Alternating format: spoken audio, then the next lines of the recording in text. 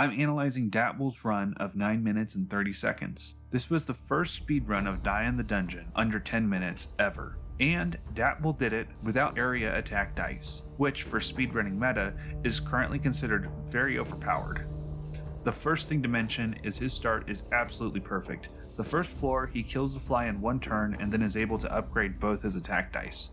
On floor 2, he gets an archer and is able to kill that in one turn, which by itself is lucky, the right rolls on both attack dice and boost, and he was able to upgrade one of his attack dice to gold. The event on floor 3 randomly upgrades 3 dice. The luck here is insane and absolutely perfect. His remaining attack dice was upgraded to gold, and one of his boost dice was upgraded all the way to gold as well. On floor 4, he gets a single moth, which he's able to kill in one turn, and is able to discard one of his blocks and get his hand a little more manageable.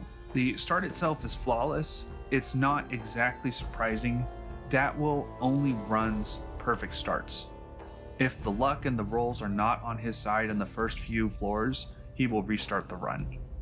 On floor 5, one thing in my opinion that could have been slightly better is instead of accepting the max health upgrade as the floor reward, he would have been better off to discard that boost dice. That would ensure he always gets both gold attack dice and his gold boost dice, rather than potentially drawing the weaker boost dice. On floor 9, his good luck continues. He gets a floor skip event where he is able to skip 2 to 4 floors and draft a gold tier dice. You'll notice that datwul chooses the overkill heavy attack dice over the golden grow attack dice. Personally, I would choose grow over heavy. Heavy without grow on it gets lower after every turn, and after that dice hits 0, it goes into the discard bag and takes a turn before it is drawn and able to be played again. This skip is nice. He gets to skip 3 floors, and floor 13 is an event floor, so he basically got 5 floors free. On floor 14, he still did not discard his basic boost dice. I think that is something he really needs to prioritize. Each turn, he only has 5 dice available to play. That means he could potentially draw this weak boost dice rather than one of his stronger dice later on. Also, if he has a basic dice in his draw pile, he will continue to get the option to upgrade 2 silver upgrades rather than a gold upgrade or a hollow or a better floor reward. Now on floor 15, he gets the option again to discard the boost, but I think grabbing the hollow upgrade was a higher priority. Now floor 17, it's a triple roach floor. These are always awful. If you do not attack the roach with the exact number of health points it has, it will regenerate its health +2. This can really slow you down, but a recent patch actually added a health cap on the roaches. So if you kill them when they have twice as much health as they originally started with, so 14 health, they will actually die and no longer regenerate. datwul's able to get through this floor in 4 turns, which is pretty good. Having upgraded boost and attack dice actually makes these floors a little bit tricky, as it's harder to roll a combination of 7. Heavy dice and grow dice can also make the roaches difficult because the amount of attack that they put out each turn can vary, making it harder to get a natural 7, 9, 11, or 13. You'll notice here he finally gets rid of that basic boost dice.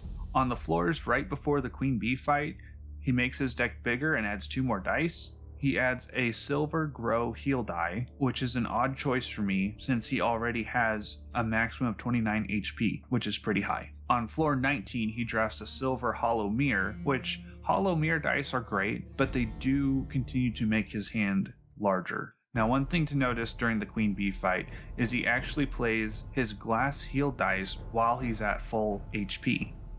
That's actually a really smart sacrifice because playing the glass die discards it, which means the next time he rolls, he has one more opportunity to get a more helpful attack or block dice. As the floor reward for beating the Queen Bee, he adds Grow to his hollow attack. The hollow means he'll always be able to play that dice, and every time he does play that attack dice, he will get 1 bonus damage, making that more and more powerful. On the later floors, you'll notice that datwul plays his glass skill dice even when he's at full health to help clear up his draw pile so he can draw more attack. I've also noticed that between the elite moths and the elite shield beetles, he targets the shield beetles. The shield beetles are a much larger threat. They typically do more damage, but more importantly, the shield beetles can shield up to the enemy's max health, effectively doubling the total damage that you would have to do. The Elite Moth can only heal enemies back up to their original full health. At the end of floor 22, you can see he finally gets rid of that glass heal dice. His deck is still 7, which means he won't draw every single die every round. I've been talking a lot about datwul's deck management, especially the fact that he will leave 2 dice in his draw bag on the first turn, but I noticed that he gets through the first phase of the Evil Frog in just 3 turns. So having 3 attack dice may actually be better for the final boss fight, just because you can put out that much more damage. For phase 2 of the Evil Frog fight, he is able to kill the frog in just 5 turns. One thing I'll call out, you'll see this with other runners, but you'll notice he is clicking on the bottom middle of the screen. That's so he can instantly end the run as soon as the Evil Frog animations are over. There's a couple of overall comments that I've noticed about datwul's runs. He really excels in the boss fights. He quickly kills both the Queen Bee and the Evil Frog, and doesn't take that many turns to do it. This could be because he tends towards larger decks. A lot of the runs that I've seen him post have decks with a size of 7 or 8, which is larger than a beginner speedrunner's 5 dice. Even though he may not draw the dice that he exactly needs for every floor, in the boss fight, having that extra attack dice may be what helps him get through the boss fight so quickly. I would say he loses the most time on floors 21 through 24. There is quite a difficulty spike where you will often face 3 elite enemies with a lot of health, and these take multiple turns to get through. One of the reasons for this is because he does not use area damage dice. This is actually something to point out. This run is the fastest that anyone has done without area damage dice. This proves, first of all, that a sub 10 minute run is possible without using area dice, but also shows just what a strong runner datwul is, that he's able to take world record, be the first to beat sub 10 without having these overpowered area dice.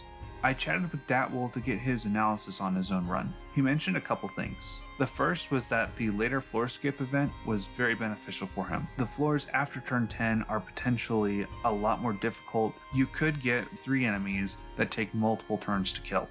He also mentioned the lack of area dice. He noted that having area dice makes level 21 through 24 super easy to get through. He also commented that's where he thinks most of his time lost goes. I did some further analysis on the past 5 or so runs that he's posted. One thing that I did notice was that his run here had a fewer number of turns, so my current theory to optimize your run to get a faster time is to take fewer turns.